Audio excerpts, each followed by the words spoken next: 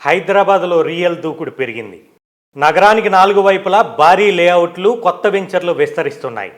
మరోవైపు విల్లాలు, బహుళ అంతస్తుల భవనాల విక్రయాల్లో సైతం జోరు పెరిగింది. దాదాపు ఏడాది కాలంగా నెలకొన్న రియల్ స్తబ్దత క్రమంగా పటాపంచలవుతోంది.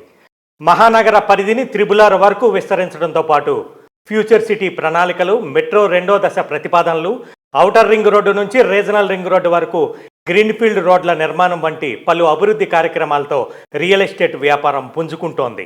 మరోవైపు ఇటీవల హౌసింగ్ బోర్డు నిర్వహించిన బిడ్డింగులో సైతం అనూహ్య స్పందన లభించింది. ఫ్యూచర్ సిటీ నుంచి షాద్నగర్ వరకు కొత్త వెంచర్లకు డిమాండ్ కనిపిస్తోంది. కొత్తగా విలీనమైన గ్రామాల్లో ఇప్పుడు భారీ వెంచర్లు పుట్టుకొస్తున్నాయి.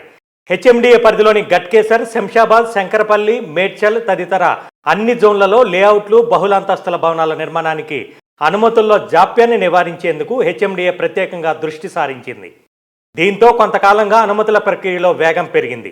ఈ ఏడాది మొదటి 6 నెలల్లోనే 922 అనుమతులను ఇచ్చారు. మరో 6 నెలల్లో అనుమతులు రెట్టింపు అయ్యే అవకాశం ఉంది. నిర్మాణ రంగంలో కొంతకాలంగా స్తబ్దత నెలకొన్నప్పటికీ క్రమంగా పుంజుకుంటున్నట్లు గణాంకాలు చెబుతున్నాయి.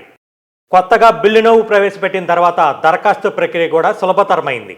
క్షణాల్లోనే డాక్యుమెంట్లను అప్లోడ్ చేసే సదుపాయం లభించింది.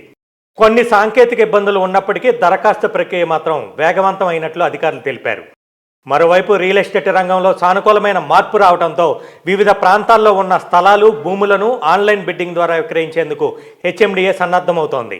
గతంలో భూముల అమ్మకాలకు అనూహ్యమైన స్పందన లభించిన సంగతి తెలిసిందే. కోకాపేట్, బుద్వేల్, మోకిలా తదితర ప్రాంతాల్లో భారీ స్పందన లభించింది. అలాగే తురకేంజల్, తొర్రూరు, బాచుపల్లి, మేడిపల్లి తదితర ప్రాంతాల్లోనూ హెచ్ఎండిఏ ప్లాట్లు పెద్ద ఎత్తున అమ్ముడయ్యాయి. ప్రస్తుతం వివిధ ప్రాంతాల్లో ఇంకా మిగిలిన స్థలాలతో పాటు కొత్త వెంచర్లలోనూ విక్రయాలకు అధికారులు సన్నాహాలు చేస్తున్నారు.